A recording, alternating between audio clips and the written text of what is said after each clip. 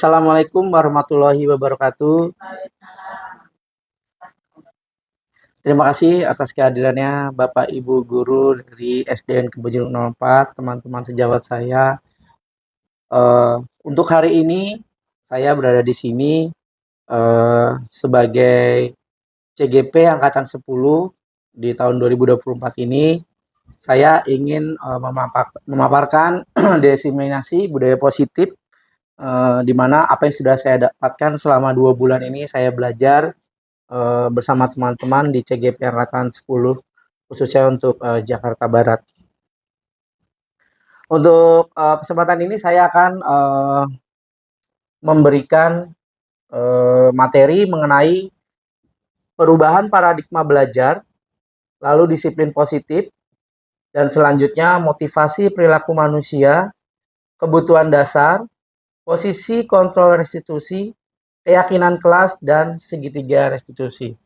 Ya, materi tersebut adalah materi yang sudah kita dapatkan dari modul 1.1 sampai dengan modul 1.4 di CGP Angkatan 10.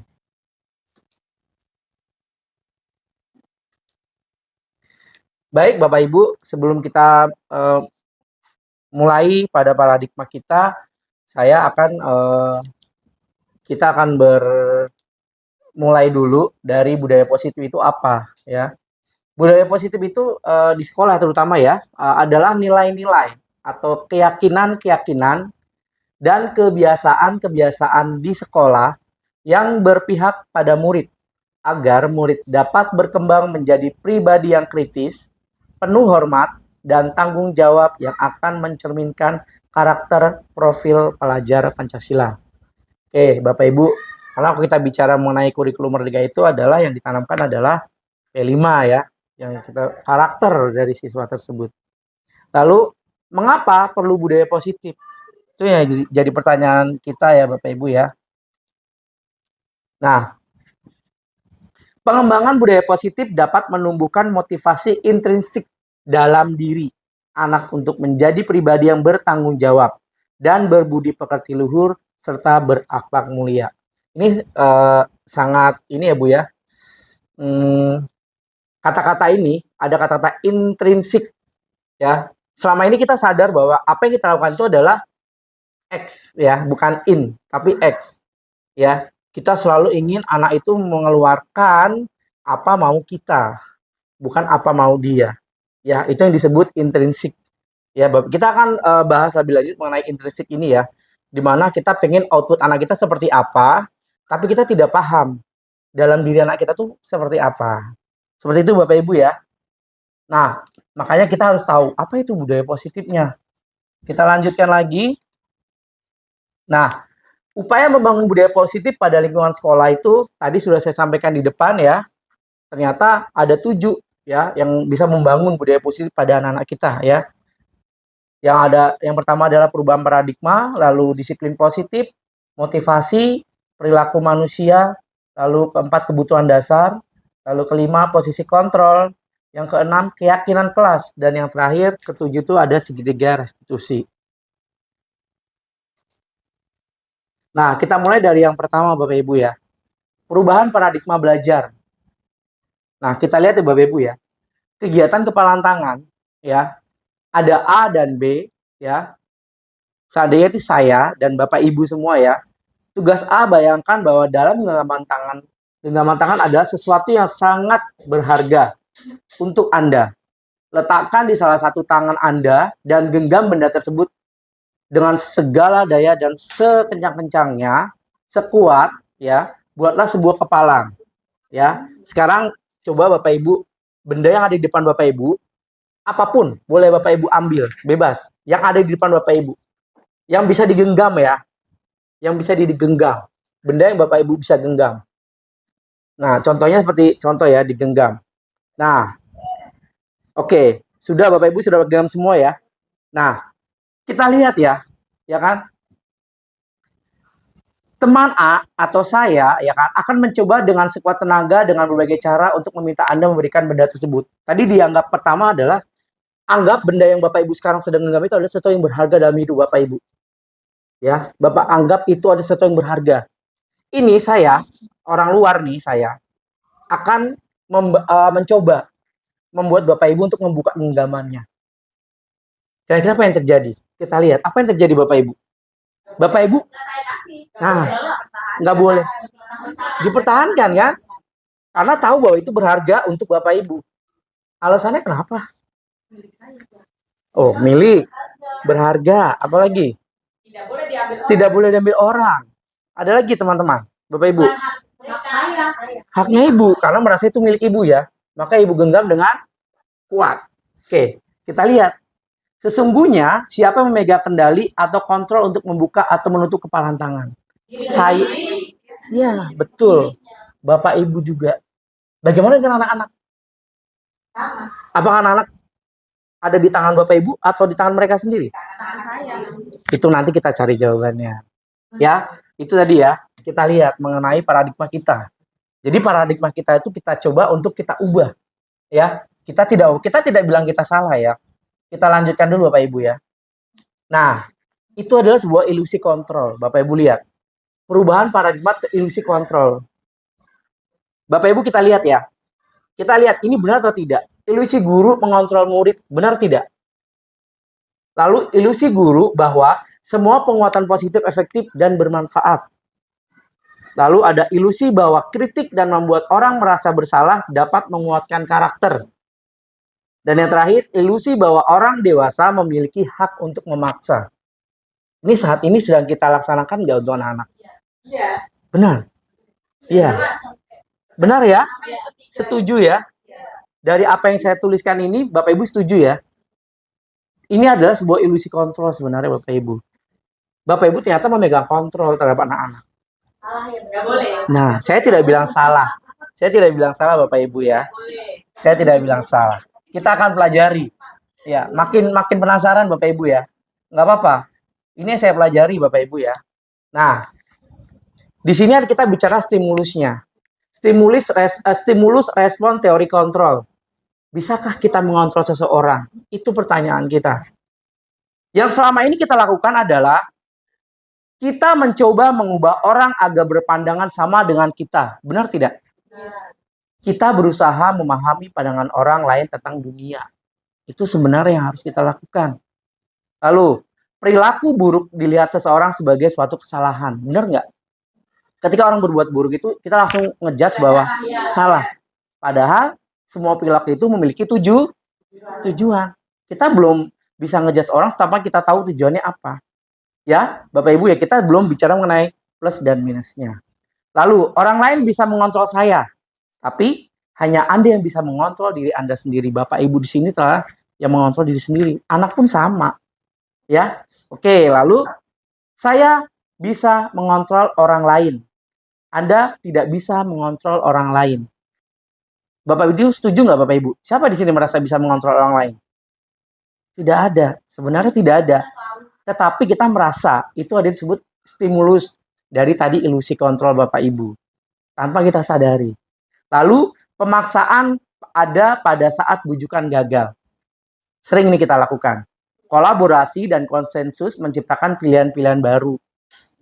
Jadi kita merasa di sini bahwa kita selalu mencari apa? Mencari cara lain. A susah, B coba.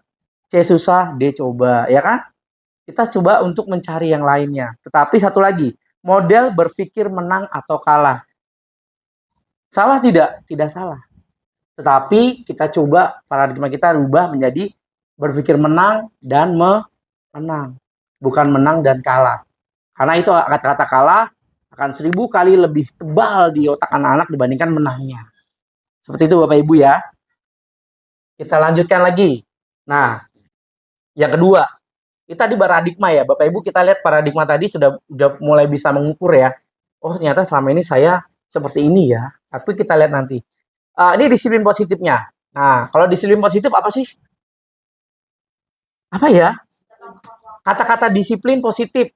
Disiplin tapi positif. Kan ada yang disiplin negatif ya. Ini disiplin positif. Apa Bapak Ibu? Kita coba lihat. Nah, ketika mendengar kata disiplin. Nah, apa yang ada di benak Bapak Ibu? Sekarang saya minta tolong nih. Bapak Ibu tuliskan ya. supaya bisa menjadi masukan buat saya. Karena setiap kepala itu berbeda ya. Saya boleh minta jawaban Bapak Ibu. Boleh tuliskan satu kata aja boleh. Apa itu disiplin setelah Ibu mendengar kata disiplin itu? Boleh ya? Satu kata boleh. Satu kata bisa 1000 arti. Bener nggak? Silahkan Bu Riana. Pakai Bu, biar nanti bisa kita tempel Bu ya. Silahkan Bu. Nggak apa-apa Bu. Silahkan Bu. Silahkan Bu Inaya. Oke, terima kasih Bapak Ibu. Nggak usah lama-lama ya Bapak Ibu ya. Tuh kan ternyata sudah langsung dapat. Ini adalah jawaban Bapak Ibu. Oke, langsung dijawab. Oke. Pengalaman tidak bisa dibohongin Bapak Ibu ya. Ini adalah pengalaman pembelajaran dari Bapak Ibu. Termasuk saya nih. Oke, terima kasih. Oke ya, Bapak Ibu. Saya langsung tempel tapi saya bacakan ya Bapak Ibu ya. Karena kita bicara disiplin di sini. Disiplin adalah sesuai aturan. Nah, disiplin adalah tepat waktu mengikuti aturan. Disiplin adalah tertib. Disiplin adalah taat. Disiplin adalah patuh pada peraturan. Disiplin adalah supaya tertib. Disiplin itu harus. Disiplin itu patuh dan taat. Dan yang terakhir, disiplin itu adalah aturan. Apa yang Bapak Ibu tuliskan di sini tidak ada yang salah. Ini semuanya adalah sesuatu yang sudah pernah kita terapkan. Entah diri kita sendiri atau untuk anak-anak. Oke, sekarang Bapak Ibu, kita bisa lihat sekarang ya. Oke, kita secara umum dulu Bapak Ibu ya. Berasal dari bahasa Latin, disiplina yang artinya itu sebenarnya belajar. Disiplin itu artinya belajar Bapak Ibu. Makna asal dari kata ini berkonotasi dengan disiplin diri dari murid-murid Sokrates dan Plato. Disiplin diri membuat orang menggali potensinya menuju sebuah tujuan apa yang dihargai. Lalu, namun dalam budaya kita, makna kata disiplin telah mengubah menjadi sesuatu yang dilakukan seseorang pada orang lain untuk mendapatkan kepatuhan. Betul Bapak Ibu? Yang saya garis miring ini adalah apa yang kita lakukan saat ini. Sesuatu yang dilakukan seseorang pada orang lain untuk mendapatkan kepatuhan. Ya. Kecenderungan umum adalah menghubungkan kata disiplin dengan ketidaknyamanan. Lalu bukan dengan apa yang kita hargai atau pencapaian suatu tujuan mulia. Setuju Bapak Ibu ya? Lalu ada lagi pemikiran Ki Hajar Dewantara nih ya. Sejalan dengan pandangan Diane Gosen dalam bukunya Restructuring School Discipline tahun 2001, Diane menyatakan bahwa arti dari kata disiplin berasal dari kata bahasa Latin disiplina yang artinya belajar. Sehingga motivasi yang terbangun adalah motivasi intrinsik tadi yang saya katakan. Bukan ekstrinsik. Di awal saya sudah katakan mengenai paradigma bahwa kita sebagai guru itu kita harus mengejar yang namanya intrinsik itu dari anak, bukan dari kita, ekstrinsiknya. Nah, sebagai pendidik, tujuan kita adalah menciptakan anak-anak yang memiliki disiplin diri, sehingga mereka bisa berperilaku dengan mengacu pada nilai-nilai kebajikan yang umum atau universal, dan memiliki motivasi intrinsik, bukan ekstrinsik. Nah, jawabannya ini Bapak Ibu ya. Kenapa saya bilang tadi bahwa kita harus menciptakan anak itu memiliki disiplin intrinsik, artinya mereka bisa menerapkan pada diri dia sendiri. Seperti itu Bapak Ibu ya. Makin seru nih kayaknya nih. Oke, saya lanjutkan Bapak Ibu ya. Nanti kalau saat saya sedang menjelaskan Bapak Ibu ada pertanyaan silakan ditulis dalam kertas dulu ya. Nanti ditanyakan ketika ada sesi tanya jawab Bapak Ibu ya. Lalu yang ketiga, ada motivasi perilaku manusia. Ya. Oke. Ini kenapa saya gambarnya love ya. Artinya banyak ya Bapak Ibu ya. Oke, kita lanjutkan. Nah, saya langsung bikinnya 3. Bapak Ibu setuju yang mana nih? Dari ketiga ini. Yang biru, yang putih, atau yang kuning? Coba, boleh dibaca. Oh maaf, saya bacakan. Yang biru. Untuk menghindari ketidaknyamanan atau hukuman. Tuh, disiplin. Apa yang akan terjadi apabila saya tidak melakukannya? Jadi ada ketakutan akhirnya. Lalu yang kedua, untuk mendapatkan imbalan atau penghargaan dari orang lain. Apa yang akan saya dapatkan apabila saya melakukannya? Jadi ada imbalannya, reward. Ternyata itu tidak baik Bapak Ibu. Ya, kalau dalam bentuk spontan boleh Bapak Ibu ya. Oke, kalau jangka panjang itu tidak baik. Lalu yang ketiga, yang kuning ya Bapak Ibu, untuk menjadi orang yang mereka inginkan dan menghargai diri sendiri dengan nilai-nilai yang mereka percaya. Nah, hasilnya apa? Saya akan menjadi orang yang seperti apa bila saya melakukannya. Jadi mereka menciptakan diri mereka. Anak-anak tuh menciptakan diri mereka sendiri. Ya, semakin mereka salah kita omelin, semakin sering mereka akan membuat kesalahan.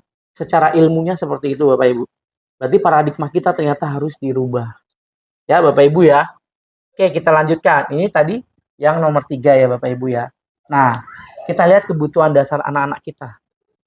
Sebenarnya apa sih kebutuhan anak kita? Harus kita tahu nih. Kalau kita sendiri deh, saya kalau pagi harus sarapan, siang harus makan, malam harus makan umpamanya. Saya kalau siang harus jajan, itu kan sesuatu hal yang berhubungan dengan kebutuhan ya.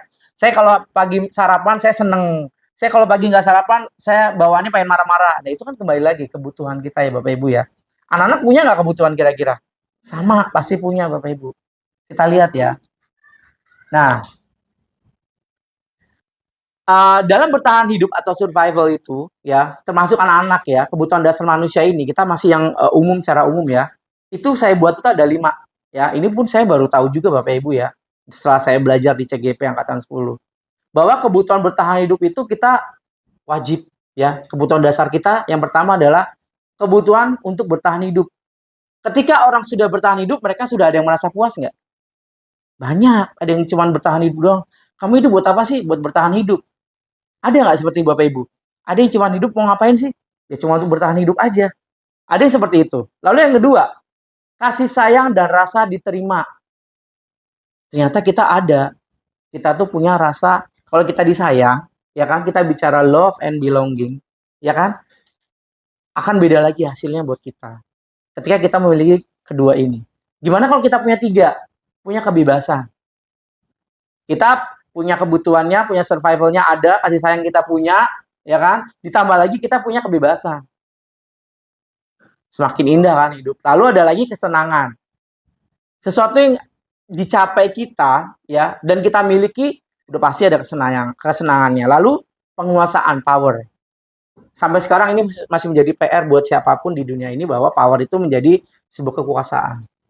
Karena kita bicara penguasaan. Ketika dia bisa memegang, tadi saya bilang, ya kan, ketika negara ini ada di tangan saya, apa aja saya mau, bisa. Tadi kita bicara, kalau kita bicara tadi mengenai paradigma tadi ya. Apa yang Bapak Ibu tadi harus pegang, tidak akan bisa dikasih siapa-siapa kan. Tapi yang Ibu mau, terserah, bisa saya buka ya kan. Oke, selanjutnya ya. Ini mengenai kebutuhan dasar kita ya, kebutuhan dasar manusia. Lalu selanjutnya tadi mengenai kontrol guru. Nah, ini kita kembali lagi ke kita nih sebagai guru, kontrol guru ya. Nah, di sini saya belajar mengenai 5 posisi kontrol. Ini saya nggak tahu nih Bapak Ibu kira-kira yang mana nih, bagian mana nih. Ya, saya akan bacakan satu persatu. Yang pertama adalah penghukum. Yang kedua pembuat rasa bersalah. Yang ketiga teman. Yang keempat pemantau. Dan yang terakhir adalah manajer. Tanpa saya sadari, selama ini adalah saya masih ada di posisi yang pertama adalah penghukum. Kenapa? Kemungkinan murid marah dan menendam atau bersifat agresif. Kamu maju ke depan, berdiri ya. Tanpa kita sadari kita menghukum anak-anak kita. Tapi tanpa kita sadari juga, secara intrinsik anak akan menjadi marah dalam hatinya, menjadi dendam di dalam hatinya juga, lalu bersifat agresif. Akan diulangi. Kalau kita sebagai penghukum. Bukan sebagai, kalau sebagai penghukum itu artinya justru kita tidak membuat dia jerah. Artinya justru malah kita menjadi anak itu semakin agresif. Semakin jadi, betul. Sering nggak Bapak Ibu bilang, ya ampun tuh anak udah berkali-kali dikasih tahu masih begitu. Tanpa kita sadarin kata berkali-kali. Berarti Bapak Ibu selama ini udah sering banget kan? Tapi kok masih berulang? Karena di sini ada yang namanya sifat agresif dari anak-anak kalau kita menghukum. Ya. Lalu ada pembuat rasa bersalah. ya kan? Kamu yang bikin onar di kelas. Itu secara tidak sadar murid akan merasa bersalah, ya kan? Bersalah telah mengecewakan ibu atau bapaknya mungkin, atau ibu gurunya. Murid akan merasa menjadi orang yang gagal dan tidak sanggup membagian orang lain. Kenapa dia jadi pendiam? Kenapa dia jadi pemalu? Itu bahkan akan menjadi brutal, betul. Kalau kita membuat dia, kita cap menjadi anak yang, kamu anak nakal gitu. Kamu cerewet gitu. Ternyata kata-kata itu akan membuat anak menjadi seperti ini, Bapak Ibu. Ingat posisi kontrol kita ya. Lalu yang ketiga, Bapak Ibu, teman. Ya, saya juga pernah berada di posisi ini, Bapak Ibu. Murid akan merasa senang dan akrab dengan gurunya.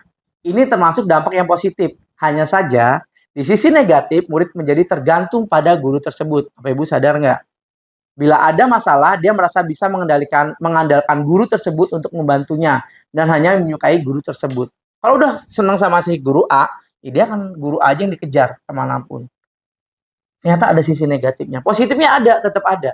Tapi ada sisi negatifnya dari kalau kita anggap murid kita sebagai teman. Terutama di SD. Nggak cocok ya. Kita mengajar anak-anak, murid yang kita anggap teman. Itu nggak cocok ya Bapak Ibu ya. Mungkin kalau kita bicara di SMA, ya kan? SMK, nah. Ya, Bapak tetap ada segi negatifnya. Lalu pemantau. Ya, murid memahami konsekuensi yang harus dijalankan karena telah melanggar salah satu peraturan sekolah. Guru tidak menunjukkan suatu emosi yang berlebihan, menjadi marah atau membuat merasa berbuat salah. Pemantau, kita pernah ya Bapak Ibu ya, sadar ya, pernah ya menjadi pemantau ya.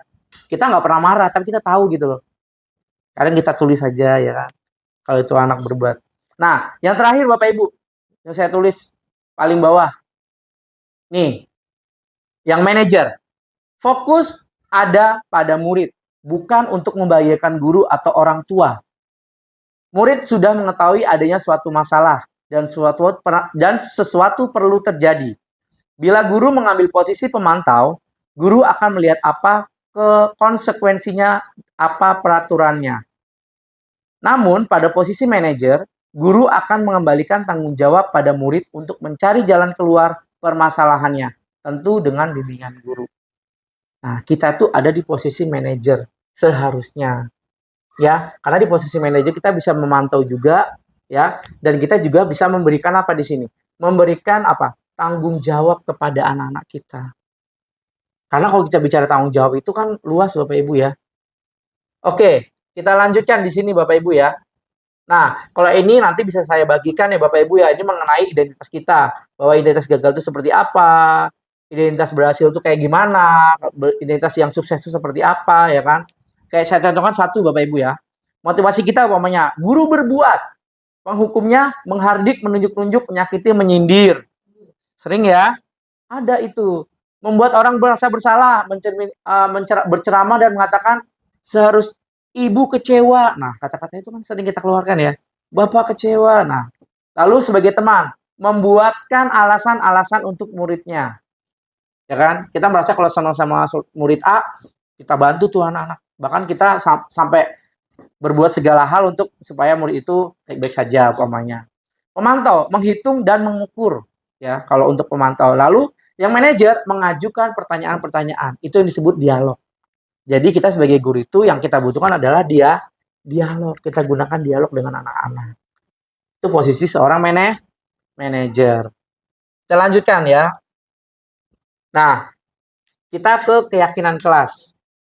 Ya, Bapak Ibu tahu nggak selama ini Bapak Ibu kita membuat yang namanya peraturan kelas. Kesepakatan kelas. Tapi kenapa di sini saya ganti menjadi keyakinan kelas? Menghindari kata-kata, boleh. Ada lagi? Lebih halus. Ada lagi? Tidak menjadi jangan. Oke, apalagi? Ada. Sebenarnya keyakinan kelas ini kembali ke tadi. Intrinsik. Menyadari anak-anak. Kalau saya salah, apa yang akan saya lakukan ya? Gitu. Kalau saya benar, kira-kira bagaimana ya? Jadi, keyakinan kelas itu kita lihat Bapak Ibu ya. Mengapa keyakinan kelas? Mengapa tidak peraturan kelas? Selama ini Bapak Ibu peraturan masih kan? Iya, sama Bapak Ibu saya juga. Tapi Ibu kesepakatan sudah mulai berubah, ya kan? Sudah mulai membedakan ya Bu ya. Peraturan itu wajib ya kan. Kalau kesepakatan dari murid. Oke, tapi kita saat ini saya belajar di CGP angkatan 10 kita berubah lagi menjadi keyakinan, Bu. Keyakinan kelas ternyata. Apa itu? Nih pertanyaannya. Jawablah pertanyaan-pertanyaan berikut. Coba Bapak Ibu kita lihat yang pertama. Mengapa kita memiliki peraturan tentang penggunaan helm pada saat mengendarai kendaraan roda 2 atau motor? Simpel aja Bapak Ibu. Jawabannya apa? Kenapa kita harus pakai helm kalau naik motor? Keamanan, betul. Keselamatan. Hah? Melindungi. Oke, ya kan? Itu jawaban Bapak Ibu. Lalu pertanyaan keduanya, kenapa kita mencuci tangan setelah melakukan suatu aktivitas? Biar bersih dari kuman. Bersih dari kuman, kebersihan. Betul itu. Kita lihat kebiasaan menjadi sebuah adab ya. Kita lihat Bapak Ibu ya. Nah, tadi Bapak Ibu yang jawab keselamatan nggak? Iya. Karena kita bicara keselamatan. Ya. Mengapa kita memiliki peraturan tentang penggunaan helm? Kenapa polisi bilang jangan lupa menggunakan helm sebagai keselamatan? Karena di situ jelas banget ya keselamatan. Oke, lalu selanjutnya kenapa mencuci tangan? Betul, karena untuk kesehatan. Berarti kita tahu nih kebutuhan kita tuh di mana. Nah, sekarang gini, kita lihat nilai keselamatan dan nilai kesehatannya. Nilai-nilai keselamatan atau kesehatan inilah yang kita sebut sebagai suatu keyakinan. Bapak Ibu tanpa sadar kan tadi, Bapak Ibu udah yakin bahwa pakai helm itu wajib karena untuk keselamatan. Cuci tangan tuh untuk kesehatan. Itu adalah sebuah keyakinan Bapak Ibu. Kita sebut sebagai suatu kepercayaan yang datang dari diri kita, dari intrinsik. Nilai-nilai kebajikan universal yang disepakati secara tersirat dan tersurat lepas dari latar belakang suku, negara, bahasa, dan maupun agama. Kita sudah menyadari secara pribadi dulu ya Bapak Ibu ya. Lalu menekankan pada keyakinan seseorang akan lebih memotivasi seseorang dari kesadarannya sendiri. Kita lebih suruh mendorong motivasinya lagi setelah ada keyakinan. Kita hanya perlu apa? Reminder, mengingatkan, ya kan, memberi contoh. Seperti itu Bapak Ibu. Nilai-nilai kebajikan yang ingin dicapai oleh setiap anak Indonesia yang kita kenal sebagai profil pelajar Pancasila. Ini nggak usah saya jelaskan, Bapak Ibu udah pasti udah lebih paham dari saya yakin. Ya, P5 itu udah dijalankan sudah dari 2 tahun yang lalu Bapak Ibu ya. Nah, perbedaan keyakinan kelas dan peraturan kelas Bapak Ibu kita lihat. Keyakinan kelas berbeda dengan peraturan kelas. Keyakinan kelas sifatnya lebih abstrak dibandingkan peraturan kelas. Lalu peraturan kelas dibuat secara lebih mendetail dan konkret. Nah, benar kan Bapak Ibu? Tujuan dari keyakinan kelas. Lihat nih Bapak Ibu. Yang pertama apa? Mewujudkan pembelajaran yang berpihak pada murid. Ternyata keyakinan kelas itu ya tadi tujuannya kita sebagai guru dalam kurikulum Merdeka itu kita dituntut untuk apa? Belajar itu harus berpihak pada murid, bukan teacher center. Kita harus berpihak pada murid Bapak Ibu ya. Kita menghamba kalau bahasanya Ki Hajar Dewantara, menghamba kepada murid kita tuh Bapak Ibu. Lalu, nah, mendidik sikap mandiri. Ini yang pertama, mandiri, kolaboratif, dan tanggung jawab. Hanya ada 3 Bapak Ibu ternyata sikap yang kita perlu. Kita nanti berhubungan dengan visi misi nih ya, berarti Bapak Ibu ya. Mendidik sikap mandiri, kolaboratif, dan tanggung jawab. Yang berhubungan dengan tadi keyakinannya Bapak Ibu ya. Lalu, ada lagi, menumbuhkan merdeka belajar dan kebahagiaan belajar berdasarkan kesepakatan kelas. Nah, jadi merdeka belajar betul-betul merdeka, tetapi ada yang namanya keyakinan supaya mereka sadar bahwa oh iya, nggak boleh ini, nggak boleh itu. Bukan sebagai peraturan, tapi sebagai keyakinan untuk mereka dan juga untuk guru sebagai yang tadi sebagai manajernya. Oke, Bapak Ibu ini ya. Selanjutnya yang terakhir, menumbuhkan budaya positif dan karakter baik di kelas. Nah, akhirnya output yang kita dapatkan Bapak Ibu. Outputnya adalah apa tadi? Budaya positif. Karakter anak akan muncul secara sendirinya. Tanpa kita melabeli si bawel, si berisik, si tukang berantem, si tukang nangis. Itu akan hilang nanti lama-lama labelnya itu. Karena ternyata tanpa sadar kita yang membuat label itu yang membuat anak semakin menjadi label tadi akhirnya Bapak Ibu. Karena ucapan, betul. Karena doanya ya benar Ibu Vidya benar. Nah, pembentukan keyakinan sekolah atau keyakinan kelas Bapak Ibu. Keyakinan kelas bersifat lebih abstrak tadi Bapak udah jelaskan di depan ya, harus lebih rinci dan konkret. Keyakinan kelas berupa pernyataan yang universal. Lalu pernyataan keyakinan kelas senantiasa dibuat dalam bentuk positif. Ingat Bapak Ibu ya, dalam bentuk positif karena biar nah, nggak boleh ada kata tidak boleh. Benar sekali tadi Bu Herni juga sempat bilang ya, tidak atau jangan ya kayak gitu itu udah nggak boleh. Keyakinan kelas hendaknya tidak terlalu banyak sehingga mudah diingat dan dipahami oleh semua warga kelas. Keyakinan kelas sebaiknya sesuatu yang dapat diterapkan di lingkungan tersebut. Semua warga kelas hendaknya ikut berkontribusi dalam pembuatan keyakinan kelas lewat kegiatan curah pendapat. Lalu bersedia meninjau kembali keyakinan kelas dari waktu ke waktu. Jadi kita dari anak untuk anak ya untuk bersama. Ya kan? Dari anak untuk anak oleh anak untuk sekolahnya. Jadi ya akhirnya kita ingin budaya positif itu muncul dari anak-anak, bukan dari kita karena pakai seragam merah putih hari Senin, jangan salah. Nah, karena kita sudah membuat peraturan ternyata tanpa sadar itu. Bapak Ibu kita lanjutkan ya. Keyakinan kelas itu salah satu disiplin positif yang bisa kita terapkan dalam bangun budaya positif di sekolah. Nah, langkah-langkahnya Bapak Ibu. Langkah-langkah pelaksanaannya bagaimana Bapak Ibu kira-kira? Kelihatannya gampang ya. Pelaksanaannya bagaimana? Ketika sudah pelaksana. Nah, itu musyawarah. Kita lihat Bapak Ibu ya. Nah, ini rinci ya Bapak Ibu ya. Mempersilakan murid di kelas bercurah pendapat tentang peraturan yang perlu disepakati. Seperti Bu Haji sudah pernah ya, karena udah buat kesepakatan ya, tidak jauh dari keyakinan, hanya berubah ya Bu ya. Berubah ya. Mencatat semua masukannya, ditulis semuanya. Taruh aja apa yang diinginkan murid kita tahu. Nanti kalau udah selesai, kita rangkum jadi satu. Oh ini loh maksudnya ini. Oh ini masuk ke kategori ini. Oh ini masuk ke kategori ini. Seperti itu Bapak Ibu. Ada kategorinya ternyata. Nah lalu tinjau kembali daftar curahnya. Dicatat. Ada mungkin pendapat bahwa penyataan yang tertulis di sana masih banyak berupa peraturan. Nah ingat siapa tahu masih bentuknya. Oh ini masih peraturan. Kita ganti lagi ya. Jangan peraturan. Seperti itu. Lalu tinjau ulang keyakinan kelas secara bersama-sama. Tinjau ulang itu artinya ya kita namanya sesuatu itu selalu berubah ya Bu ya. Selalu berubah sesuatu itu.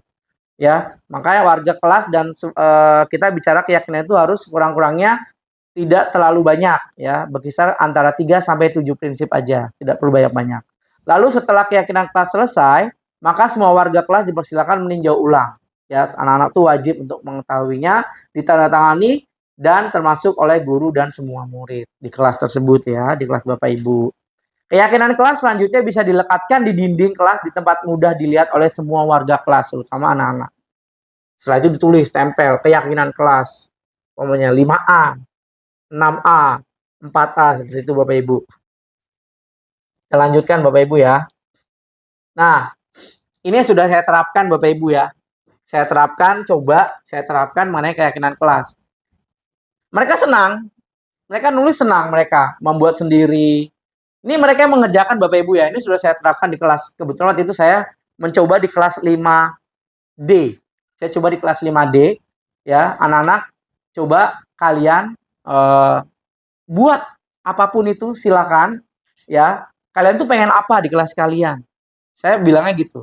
Silakan kalian pengen ada apa di kelas kalian selama masa belajar tuh seperti apa kalian di kelas ini. Ini kan rumah kedua kalian saya bilang gitu. Coba kalian tuliskan apa kalian pengen apa. Banyak sekali ternyata Bu hasilnya. Nah, ini hasil dari yang ditulis oleh anak-anak.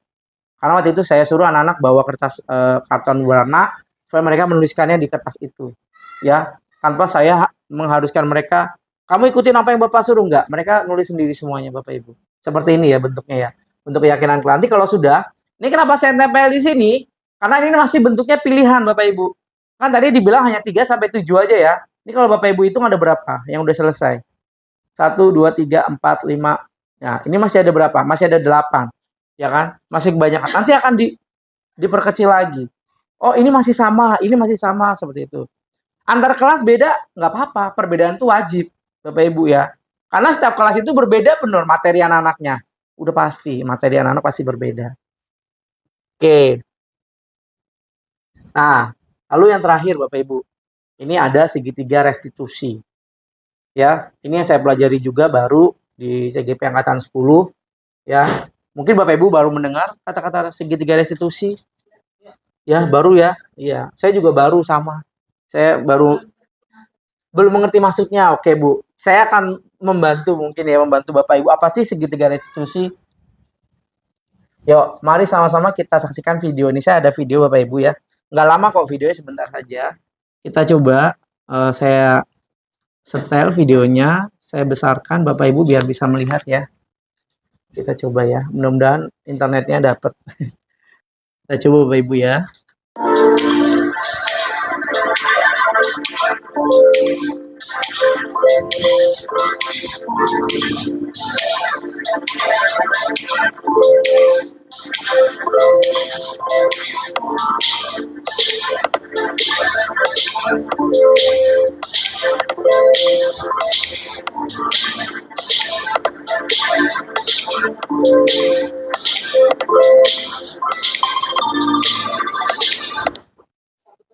Waalaikumsalam, silakan masuk.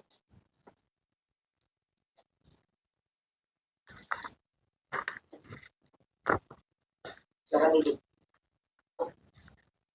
Wildan, Wildan tahu nggak kenapa hari ini kamu Bapak ke ruang? Bapak, saya tadi ketika pelajaran olahraga saya mendorong teman saya sampai jatuh. Oh, kamu tahu tidak? Saya meninggalkan begitu saja dan terus bermain. Wildan tetap bermain. Iya, Jadi Wildan tidak tahu apa yang terjadi dengan temannya Wildan. tidak. Oke, tadi Bapak dapatkan berita dari Tamiko ya. Kalau Tamiko kakinya berdarah karena tadi ketika berolahraga futsal ya, ketika berjalan olahraga dia mendorong Tamiko, ternyata kaki Tamiko sampai berdarah. Wildan tahu Tahu, kenapa Wildan meninggalkannya? saya lanjut terus bermain agar tidak kalah. Oh, Wildan tetap bermain karena takut kalah. Iya, Oke, kira-kira Wildan tahu nggak bahwa apa yang dilakukan Wildan itu salah? tahu, Oke, tahu Wildan salah ya. tahu. Tapi Wildan sudah menemui Tamiko? Belum. Belum. Oke, begini Bapak sampaikan ya untuk Wildannya. Apa yang dilakukan Wildan barusan itu adalah tidak bertanggung jawab ya, bahwa ketika Wildan melakukan kesalahan, kira-kira apa yang harus Wildan lakukan? Minta maaf. Meminta maaf ya. Oke, berarti kira-kira Wildan mau tidak meminta maaf kepada Tamiko? Mau ya? Aku mau minta maaf. Wildan mau meminta maaf kepada Tamiko ya? Iya. Oke, kira-kira apa yang dilakukan Wildan hari ini itu perbuatan terpuji atau tidak? Tidak, Tidak. Perlu dilakukan lagi atau tidak? tidak. Oke, sesuai dengan keyakinan kelas kita Wildan ya. Iya. Kita harus apa Wildan? Harus bertanggung jawab Oke, benar sekali. Tanggung jawab dan apa? dan saya tidak akan mengulangi lagi. Ya, betul ya. Wildan tidak akan mengulang lagi ya. Oke, berarti setelah nanti keluar dari ruangan Bapak, silakan Wildan mengganti bajunya, menggunakan seragam Wildan ya. Kan sudah selesai pelajaran olahraga ya. Lalu Wildan minta maaf kepada Tamiko ya. Ya. Oke, bisa ya? Bisa. Oke, silakan. Terima kasih Pak. Sama-sama. Assalamualaikum, saya Wildan dari kelas 5D. Perasaan saya hari ini berdialog dengan Pak Agung, merasa senang, dan saya tidak dihukum langsung dan tidak langsung dimarahi. Saya membuat kesalahan tadi saat olahraga, dan saya bertanggung jawab atas kesalahan saya dan meminta maaf. Sekian, terima kasih. Assalamualaikum warahmatullahi wabarakatuh.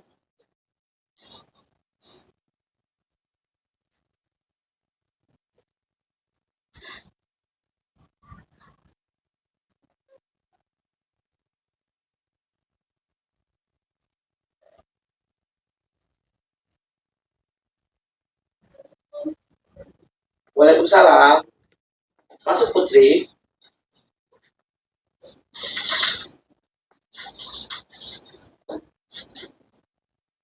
Oke. Putri, Putri tahu tidak kenapa Putri bawa kamu ke ruangan Bapak? Tahu Pak, Tahu. tahu. Kira-kira kenapa Putri? Gara-gara saya tidur di kelas Pak. Tidur di kelas. Kapan kejadian Putri tidur di kelas? Kemarin. Kemarin. Bapak mau tanya deh. Kira-kira tidur di kelas itu baik atau tidak sedang belajar? Tidak, Pak. Tidak. Kenapa Putri melakukannya? Boleh Bapak tahu tidak kenapa Putri sampai tertidur di kelas? Oh, jadi pada saat ke pukul itu tidur nggak bisa juga, Pak. Maka saya tidur di sekolah. Oh, jadi justru karena Putri kebanyakan tugas, ya, lalu Putri jadi tidak bisa tidur gitu karena jangan tugas juga. Ya, Pak. Oke. Apakah Putri juga bermain HP mungkin di rumah ketika malam hari? Bisa sih, Pak. Bisa jadi. Sering. Sering. Oh, jadi itu salah satu akibatnya juga ya. Ya. Putri kalau di kelas suka tidur gitu ya. Oke, Putri. Berarti Putri tahu ya bahwa apa yang dilakukan Putri itu tidak baik ya? Iya, Pak. Iya, karena tidur di kelas itu adalah salah satu dalam keyakinan kita. Boleh nggak? Enggak. Tidak boleh. Itu merupakan kegiatan yang tidak positif, tidak boleh dilakukan. Berarti Putri tidak bertanggung jawab. Kira-kira kalau selanjutnya nanti Putri bisa tidak kalau malam tidak bermain HP, ya kan? Lalu Putri bisa membagi waktu dalam mengerjakan tugas di rumah. Bisa, Iya, Pak. bisa ya. Nanti Putri bisa berjanji sama diri Putri sendiri bahwa Putri bisa merubah menjadi ke arah lebih positif, menjadi orang yang lebih baik. Iya. Nanti kemarin waktu Putri tidur di kelas, Bapak tidak membangunkan Putri karena Putri sebenarnya tidurnya sangat lelah, makanya Bapak kasihan. Kenapa hari ini Bapak panggil? Karena kemarin itu Bapak mau panggil Putri karena kasihan. Putri sedang jadi memang sekali ya. Tapi Putri sudah tahu ya bahwa apa yang dilakukan itu tidak baik. Lalu kira-kira apa yang akan dilakukan untuk memperbaiki Putri? Saya akan berganti, saya tidak akan tidur malam-malam, saya tidak akan kecapean lagi. Oke, untuk main HP-nya kira-kira bagaimana? Untuk main HP kayaknya membagi waktu. Dan jadi tengah malam nggak ada HP lagi. Oke, berarti malam-malam tidak main HP ya, Putri ya. Oke, baik. Putri menjadi pada diri sendiri ya, Putri ya. Oke, kalau begitu, sudah boleh kembali ke kelas, dengan teman-temannya, melanjutkan lagi ya pelajarannya. Ya, Pak. Oke. Assalamualaikum warahmatullahi wabarakatuh. Perkenalkan, nama saya Putri. Saya dari kelas 5A. Saya setelah berdialog dengan Pak Agung, saya senang dan merasa tidak diomeli dan dimarahi. Saya akan membagi waktu main HP untuk di malam hari. Saya akan berjanji tidak tidur di kelas lagi dan saya akan bertanggung jawab.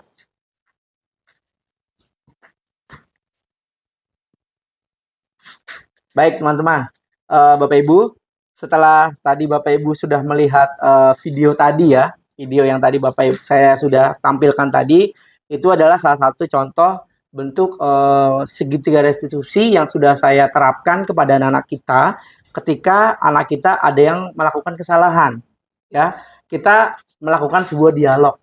Ya, kita melakukan sebuah dialog, kita panggil anak, bukan kita judge anak itu di dalam kelas atau langsung kita berikan punishment di dalam kelas, tapi kita ajak mereka untuk berdialog dengan kita supaya anak tidak merasa bersalah, Bapak Ibu ya. Oke, restitusi. Apa sih restitusi? Restitusi itu adalah proses penciptakan kondisi kondisi bagi murid untuk memperbaiki kesalahan mereka sehingga mereka bisa kembali pada kelompok mereka dengan karakter yang lebih kuat.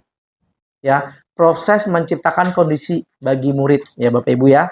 Itu Gozen pada tahun 2004. Lalu restitusi juga merupakan proses kolaboratif yang mengajarkan murid untuk mencari solusi untuk masalah mereka dan membantu murid berpikir tentang orang seperti apa yang mereka inginkan. Itu dari Kelsom Gozen tahun 1996. Oke, Bapak Ibu kita lanjutkan. Bentar.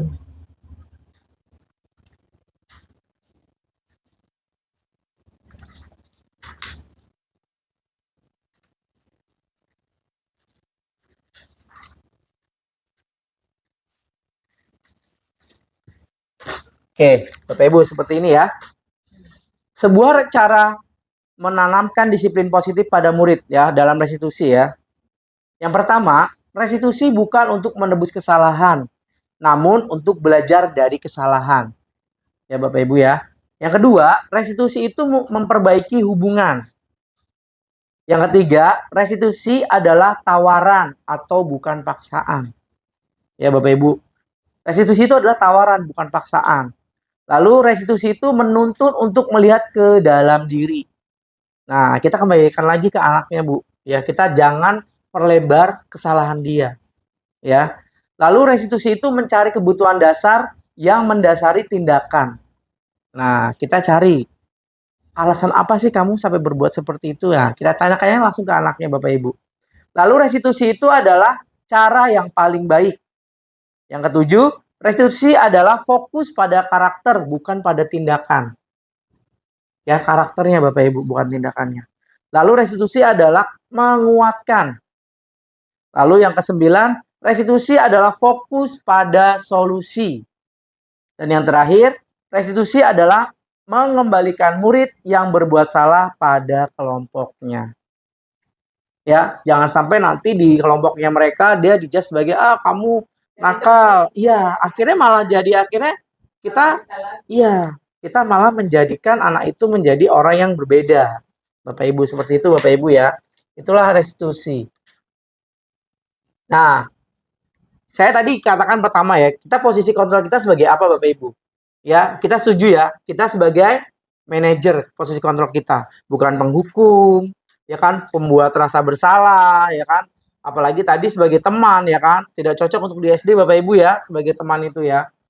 Pemantau boleh, tetapi lebih tepatnya adalah sebagai manajer. Aspek yang dikembangkan oleh murid adalah motivasi intrinsik. Nah, kembali lagi ya, di awal Bapak Ibu, kita membuat motivasi intrinsik itu anak dari dalam diri anak. Sehingga nilai-nilai kebajikan dapat berkembang dan menjadi kebiasaan positif yang akhirnya akan membentuk karakter murid. Tubuh akan menjadi kebiasaan positif, makanya disebut budaya positif. Jadi jangan kebiasaan kita nanti membuat sesuatu yang justru kita kamu anak nakal lah, itu sebenarnya udah langsung budaya negatif itu. Negatif secara apa? Verbal, ucapan, tapi buat anak dalam itu sebenarnya. Oke, Bapak Ibu ya, karena setiap anak itu berbeda.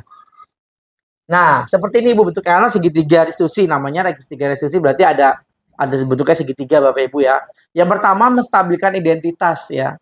Yang pertama tadi saya contohkan di video tadi ya. Ini contohnya ada kata-kata kamu bukan satu-satunya yang pernah melakukan ini.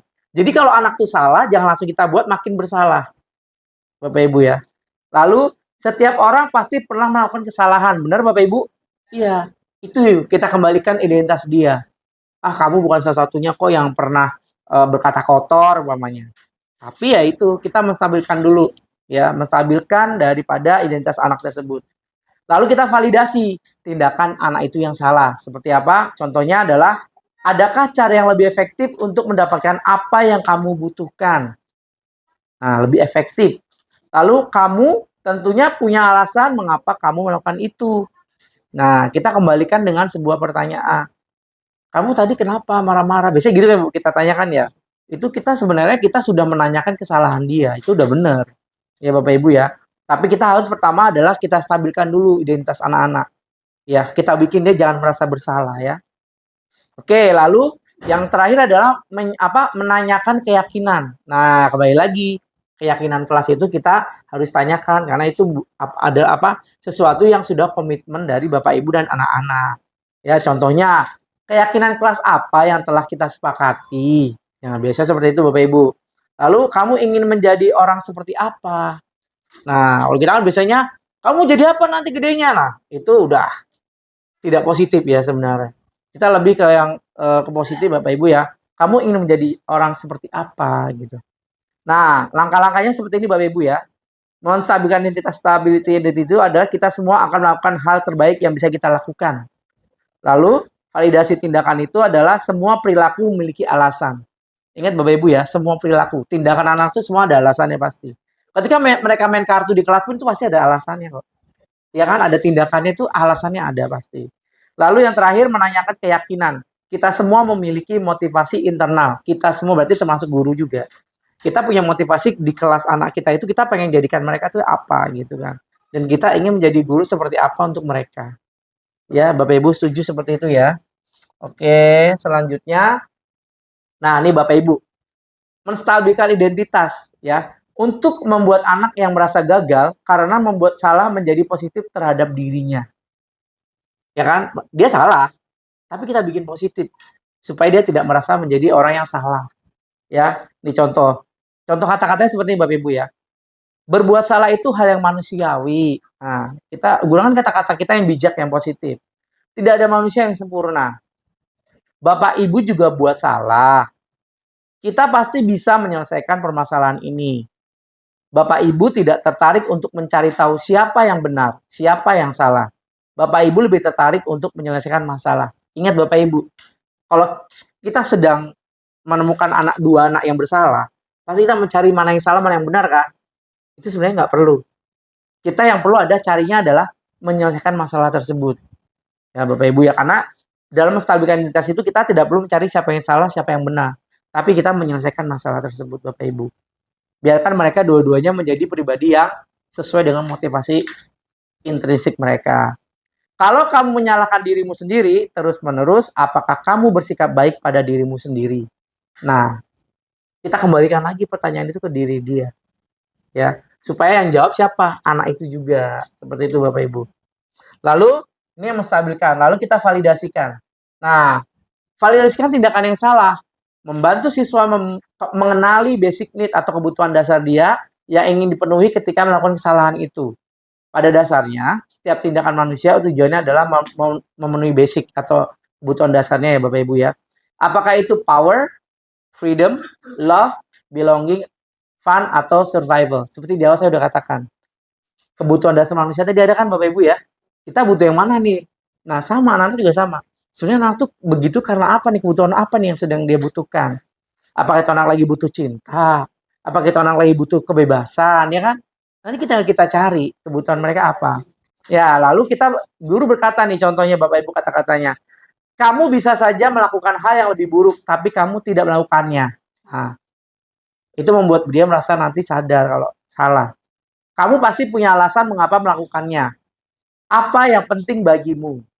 Kamu boleh tetap berusaha menjaga sikap itu, tapi tambahkan sikap yang lain yang baru. Maukah kamu belajar cara lain untuk mendapatkan yang kamu butuhkan tanpa harus memukul? Nah, kalau udah berupa tindakan itu kita ingatkan ya Bapak Ibu ya. Apakah kamu bisa melakukan dengan lebih baik besok pagi? Nah, maksudnya kita ingatkan untuk berubah menjadi lebih baik. Tapi tidak harus hari ini. Kita ingatkan untuk besoknya. Ya karena kejadian hari ini tuh itu yang akan membekas untuk dia ketika dia dipanggil biasanya. Apalagi dia dimarahin ya. Ya itu yang sekarang yang kita tekankan itu emosi kita Bapak Ibu ya sebenarnya ya. Kita tidak boleh gampang marah sebenarnya. Nah, yang terakhir Bapak Ibu menanyakan keyakinannya. Anak melihat kesalahannya dihubungkan dengan norma sosial dan nilai-nilai yang mendasari manusia berinteraksi dengan orang lain. Nah, norma sosialnya apa? Nah, kita kan di kelas. Nah, kalau di kelas kita punya keyakinan kelas. Ketika dia berbuat salah masih dalam lingkungan sekolah, kita bawa ke kelas, lihat keyakinan kelasnya, lihat dia sudah berbuatnya yang mana. Nah, biasanya seperti ini Bapak Ibu. Apa nilai yang kita percaya di kelas atau di sekolah kita? Nah, dia akan membaca nanti. Nilai-nilai universal apa yang telah kita sepakati? Lalu kelas yang ideal itu seperti apa sih? Lalu kamu ingin jadi anak seperti apa? Selanjutnya, apa yang kamu rasakan ketika kamu melakukan itu dan kamu menjadi orang yang seperti itu dan kamu menjadi orang yang seperti apa? Nah, itu pertanyaannya. Kita kembalikan lagi Bapak Ibu ya. Kita kembalikan ke anak ya.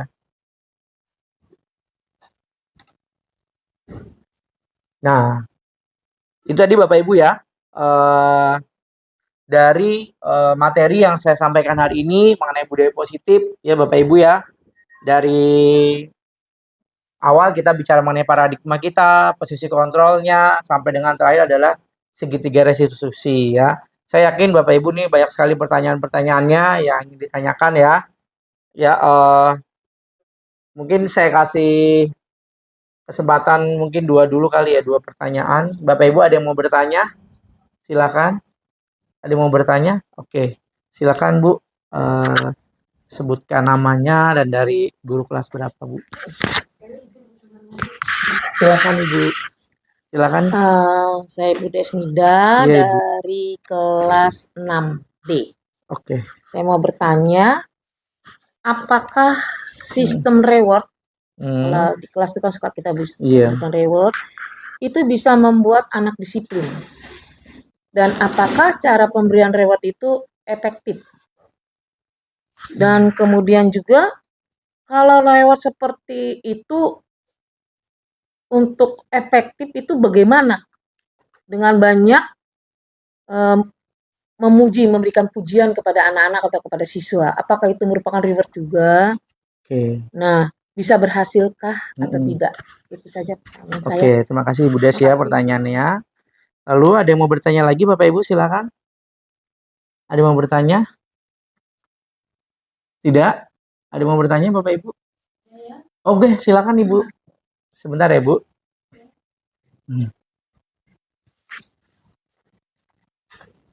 Oke, silakan Ibu. Terima kasih Pak Agung. Ya Bu, sama-sama. Tadi Bapak sudah menjelaskan berkaitan dengan suatu budaya keyakinan kelas ya. Iya Bu, betul sekali. Sekarang yang ingin saya tanyakan, bagaimana mewujudkan bagaimana mewujudkan sebuah keyakinan kelas yang efektif itu seperti apa? Oke. Mewujudkan ya Bu ya. Oke. Ya, mewujudkan Sebuah keyakinan kelas yang efektif ya Bu ya. Iya. Oke. Tentu saja ini mengarah kepada efektif bagi murid ya. Bagi murid ya Bu ya. Ya, Oke. karena memang lebih mengarah kepada siswanya. Siswa kita ya Bu. Oke, terima kasih Bu Yayu. Ya. Oke, selanjutnya ada yang oh iya, silakan Bu. Ibu Wiwi, sebentar ya Bu.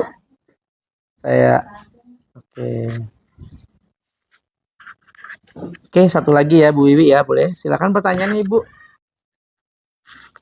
Saya kurang jelas tentang menstabilkan identitas. Maksudnya itu apa gitu? Menstabilkan identitas. Oke, Bu. Menstabilkan identitas. Oke ya Bu. Baik sekali. Pertanyaannya bagus sekali Bu ya. Terima kasih. Baik, Ibu, beberapa dari teman pertanyaannya bagus-bagus ya. Yang pertama saya mungkin akan jawab dari pertanyaan Bu Des ya, Bu Des. Pertanyaan tadi, apakah sistem reward ya Bu ya? Oke. Bapak Ibu, kita sering sekali ya memberikan anak tuh sesuatu ya, hadiah, bentuk hadiah ya, atau reward ya, setuju ya. Bahwa reward itu adalah bentuk alat kontrol sebenarnya, kita tanpa sadari itu sebuah alat kontrol ya, apa hadiah. Nah, tapi pertanyaan Bu Des adalah efektif nggak itu? Bener ya Bu ya? Iya. Kalau sifatnya menyenangkan untuk anak dan itu adalah spontan, itu tidak apa-apa Bu. Ya, tapi kalau itu rewardnya sifatnya adalah nanti jangka panjang, itu akan menjadi sebuah kompetisi untuk anak-anak dan itu tidak baik. Ya, seperti itu Ibu ya. Itu tidak akan bagus untuk siswa, untuk keseluruhan siswa di kelas. Biasanya kan seperti itu. Nah, karena kita bicara reward itu jatuhnya kan iming-iming ya Bu. Iming-iming, hadiah, bener kan? Nah, pasti dia akan ingin mencapai sebuah tujuannya itu, tapi karena hadiahnya, bener nggak Bapak Ibu? Bukan karena intrinsiknya dia, motivasi dia. Jadi sudah dapat dipastikan bahwa anak itu punya motivasi karena ingin hadiahnya. Itu kalau jangka panjang. Tapi kalau tiba-tiba ya kan, ketika dalam sebuah kita kan dalam sebuah apa ya, sebuah kelas ya, di sebuah kelas Bapak Ibu nih pomanya sedang sedang memberikan materi dan lain-lain, ada satu anak yang menjawab benar gitu kan. Bapak Ibu guru sini tidak tanpa memberitahu gitu kan, tiba-tiba yang anak itu menjawab dengan benar, langsung Ibu suruh maju ke depan, ini ada permen buat kamu. Itu tidak apa-apa karena sifatnya apa? Insidensial. Betul, karena bukan sifatnya yang jangka panjang. Kalau sifatnya jangka panjang itu bentuknya adalah anak-anak siapa nanti kalian yang dapat ranking 1 akan Ibu ajak jalan-jalan ke Ancol umpamanya. Itu kan sebuah motivasi untuk anak, motivasinya dia iming-imingnya hadiah. Bapak Ibu ya, bener kan? Nanti kalau ulangannya besok ada yang nilai 100, Bapak akan kasih duit 10.000. Nah, itu contohnya apa? Iming-iming lagi. Sebuah kontrol kita, posisi kontrol kita memberikan iming-iming di situ. Tujuannya ternyata bukan di ilmunya, bukan hasilnya, outputnya itu motivasi intrinsiknya adalah hadiahnya. Ilmunya tidak akan masuk, betul seperti itu. jadi kebiasaan. Dia akan kembali lagi ke masanya dia, cuek aja ya, karena nggak ada yang dia perlu kejar. Seperti itu Bapak Ibu. Kurang baik kita memberikan anak iming-iming hadiah. Posisi kontrol itu penting buat kita Bapak Ibu ya. Setuju saya juga. Sewaktu-waktu aja kalau kita, ya benar tadi kata Ibu Yayu, insidensial. Ketika di kelas tiba-tiba anak itu bisa menjawab apa yang Bapak Ibu inginkan, ternyata itu benar dan Bapak Ibu senang, di saat itu juga langsung diberikan rewardnya, karena itu akan benar-benar sebuah reward yang insidensial atau tiba-tiba, nggak apa-apa. Tapi kalau sifatnya udah jangka panjang, anak harus berpikir secara emosionalnya, ya kan, secara motivasinya berubah, ya itu udah nggak bagus, ya.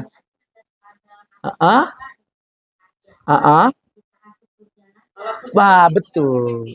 Kalau pujian itu lebih efektif. Pujian itu dalam bukan bentuk verbal ya, bisa tepuk tangan, bisa applause. Akan teringat karena satu kelas Bapak Ibu. Bangganya lebih, ya betul, saya setuju Bapak Ibu ya. Karena itu akan lebih ya, akan lebih bernilai untuk anak-anak Bapak Ibu ya. Iya. Ya, itu juga bagus, pintar. Iya, betul. Karena bentuk pujian itu bentuknya spontan juga kan Bapak Ibu biasanya ya. Tepuk tangan buat si A gitu pamannya. Akhirnya sekelas tepuk tangan ya kan. Itu kan pujian tanpa kita sadari itu membentuk motivasi internal buat anak-anak kita. Itu akan apa ya? Akan lebih teringat untuk anak-anak kalau saya bilang seperti itu Bapak Ibu ya. Oke, Bu Des, terima kasih untuk pertanyaannya Bu Des ya. Lalu untuk pertanyaan yang kedua. Iya, boleh. Boleh, silakan Ibu, silakan. Kalau tadi Bapak kan menjelaskan berkaitan dengan reward ya. Iya, reward Bu, itu betul, kan betul. diberikan ketika seseorang itu mendapatkan suatu prestasi penghargaan berkaitan dengan bisa menjawab ataupun apa. Iya, Nah, sekarang kebalikannya nih. boleh. Ketika seseorang itu melakukan suatu kesalahan, kebalikannya kan ya. Iya, betul. Apakah harus selalu dikenakan sanksi? Ya Iya, kan? betul. Sebab kalau tadi kita reward itu jangan selalu diberikan reward ketika seseorang itu mendapatkan suatu prestasi ataupun apa, sebab nanti menjadi suatu kebiasaan atau Betul. image-nya itu saya akan melakukan ini karena mau dapat ini. Iya, gitu. betul. Nah, yang menjadi pertanyaan saya, apakah sanksi itu selalu bagus? Maksudnya, apakah kalau anak melakukan sesuatu hal yang salah itu harus diberi sanksi? Oke. Karena khawatirnya anak itu akan melakukan suatu kesalahan, tidak melakukan suatu kesalahan itu karena hanya takut saja dengan pemberian sanksi tersebut, tetapi tidak suatu timbul pemikiran bahwa memang saya tidak boleh melakukan hal yang buruk begitu. Bagaimana menurut Bapak? Oke. Ya, nggak apa-apa ya, kita sama-sama ya. Saya senang sekali Bu. Terima kasih Bu Sama-sama Yayu ya. Bapak Ibu, terima kasih ya. Saya sangat berterima kasih nih gitu untuk masukannya dari Bu Yayu. Justru Bu Yayu bertanya, ini kebalikannya nih. Bagaimana dengan sanksi untuk anak bersalah? Bapak Ibu seperti itu ya. Kita kembali ke sini Bapak Ibu. Segitiga restitusi. Setiap anak pernah bersalah. Tapi kita selalu mengingatkan semua orang pernah bersalah. Seperti itu Bapak Ibu. Ya. Jadi kesalahan anak bukan kita balas dengan hukuman. Tetapi kita gunakan segitiga restitusi. Tadi masih berkaitan dengan pertanyaan dari Bu Wiwi tadi ya. Yang pertama kita stabilkan identitas anak itu Bu. Ya, situ Bapak Ibu kita bisa lihat ya. Menstabilkan identitas itu seperti apa? Tadi kan nanya Bu ya. Ya, ini masih nyambung ya saya sekalian Bapak Ibu ya. Jadi gini, menstabilkan identitas itu apa sih gitu loh. Membuat anak itu gini, seperti ini contohnya. Ketika kita di situasi di kelas nih Bapak Ibu, ada anak yang bersalah, ya anak bersalah pokoknya. Kan pasti Bapak Ibu langsung kita kadang saya juga emosi kita kan. Kamu bisa diem nggak? Kalau kamu nggak bisa diem, nanti Bapak suruh maju ke depan nih. Nah itu benar nggak Bapak Ibu? Ya kan? Itu maksudnya itu tadi yang disebut menstabilkan identitas. Artinya kita menunjuk secara verbal, ya kita membuat secara motivasi anak itu sudah langsung kena mental kalau bahasa anak sekarang Bapak Ibu. Kena mental. Ternyata mental health itu benar Bapak Ibu. Mental health itu penting untuk anak-anak. Jadi ketika kita berbuat secara verbal dan banyak yang melihat dengan mata, itu ternyata imbasnya nanti ke outputnya anak-anak kita ternyata. Jadi kalau kita bicara harus dengan dialog anak-anak tersebut. Yang salah si A, ya kita bicaranya sama si A. Jangan kita bicara sama si A, taruh di depan, anak-anak di depan pada ngeliat. Menghakimi jatuhnya, Bu. Itu tidak menstabilkan identitas dia, justru malah menurunkan apa? Motivasi dia, tapi akan menaikkan agresivitas anak tersebut. Agresif. Di lain ruangan, seperti contoh video tadi saya. Boleh dibawa ke ruang guru, dibawa ke ruangan yang lain, di mana kegiatan itu hanya antara ibu dan si Face to anak. face. Iya, face to face, betul sekali. Iya, betul. Betul sekali. Betul sekali, Bu. Jadi kita melaksanakan segitiga restitusi itu berdasarkan itu tadi.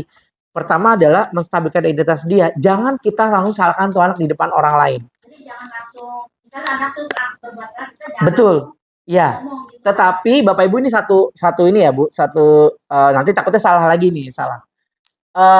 Bentuk kesalahan itu kita lihat ya. Ada kesalahan yang bisa kita langsung bisa terapkan dalam seperti tadi imbalan atau reward. Ada yang bisa kita kasih reward dalam kondisi yang spontan. Tapi kalau untuk dalam bentuk punishment itu emang tidak boleh. Tapi dalam segitiga restitusi ini, ketika kita memberikan arahan kepada anak-anak itu boleh ketika sifatnya spontan juga. Nah, ketika contoh anak-anak berisik gitu kan, kita boleh hanya langsung di kelas juga. Karena kan kita bicaranya kan banyak anak ya, keseluruhan betul. Kita tidak menurut si A. Bentuk kesalahan di sini adalah lebih kesalahan yang sifatnya adalah diketahui tapi anaknya tidak semua gitu, Bu. Sendiri atau kelompok seperti itu, Bu, sifatnya. Bukan sesuatu yang spontanitas kejadian di kelas. Kalaupun bentuk kejadian di kelas itu adalah sesuatu yang Bapak Ibu anggap ada sesuatu hal yang perlu Bapak Ibu perbaiki. Itu boleh. Contoh, sedang belajar di kelas, ya kan, guru menerangkan, dikasih tugas, ya, guru sedang menulis mungkin, terus ada anak bercanda, dia mengucapkan kata-kata kasar. Itu kan sudah mungkin buat kita sudah sesuatu yang di luar norma kesopanan dari keyakinan kelas. Itu bisa kita dialog. Tapi tidak langsung kita hakimi di depan teman-temannya. Seperti itu, Bu. Iya. Segitiga restitusi. Iya, boleh, Bu, apa? Ulangan nih, tuh anak berdua ribut terus, berdua. Yang lainnya udah diem. Iya. Nah, dua anaknya nih masih Betul. ngomong aja. Masih ngobrol, oke. Nah, lalu ulangannya saya ambil. Oke. Ulangannya saya ambil. Nah, tuh anak udah diem dah tuh, dia merasa bersalah juga. Udah diperingatkan jangan ini lagi Terus ulangan. diambil ya Saya bukunya. ambil. Oke. Tuh anak diem aja. Nah, mereka berdua itu inisiatif maju ke depan ke tempat saya. Bu, maaf. Tadi saya memang ngobrol. Saya mau mengerjakan lagi, Bu. Gitu. Ya. Saya minta kertas ulangannya. Oke. Gitu. Nanti nggak diulangin lagi. Nah, seperti itu bagaimana? Nah, itu kembali lagi tadi yang saya jelaskan, Bapak Iya. Ibu ya. Itu kembali lagi ke motivasi anaknya. Iya, intrinsiknya. Itu berarti udah tuh anak tuh udah Anak itu sudah melakukan tapi dengan motivasinya beda. apa tuh? Anak itu minta maaf ya Bapak Ibu ya. Tapi tujuannya anak itu apa coba Bapak Ibu? Supaya ulangannya tetap berjalan. Haknya dia. Tapi bukan motivasi dia untuk kesalahan dia, bukan. Seperti itu, Bu. Tapi tetap itu tidak kita salahkan. Tetap ibu harus berdialog secara face to face dengan anak tersebut. Ibu menstabilkan identitas dia, menanyakan mengenai validasi mengenai kesalahan anak tersebut, tapi tidak menghakimi gitu. Jadi anak itu secara sadar bahwa dia salah, tapi bertanggung jawab untuk kembali ke keyakinan kelas bahwa itu tidak benar. Saya salah nggak berbuat seperti itu? Enggak salah. Tidak salah, tapi ada tetapinya, Bu ya. Tidak salah, ada tetapi validasi dari bentuk validasi keyakinan Ibu tadi itu adalah perbuatannya yang salah. Mengambil ujiannya anak, ya kan, mengambil kertas ujian anak, sehingga anak memiliki motivasi yang berbeda, sehingga harus meminta maaf ke ibu karena kertasnya diambil, gitu Bu. Motivasinya adalah karena pengen ikut ulangan, bukan karena kesalahan dia, gitu Bu ya. Terima kasih Bapak Ibu untuk waktunya hari ini dalam diseminasi mengenai budaya positif. Mudah-mudahan apa yang saya dapatkan ini bisa diterapkan di sekolah kita, terutama di kelas Bapak Ibu, di mana kita sama-sama ingin menghasilkan anak-anak kita yang yang baik ya Bapak Ibu ya, baik secara intrinsik ya, bahwa motivasi internalnya itu penting buat anak-anak semuanya. Mudah-mudahan apa yang saya sampaikan hari ini dapat bermanfaat untuk Bapak Ibu. Kalau ada yang salah-salah kata dari saya mohon maaf. Terima kasih untuk kesempatannya dan juga tadi sudah sangat interaktif. Terima kasih sekali waktunya. Wassalamualaikum warahmatullahi wabarakatuh.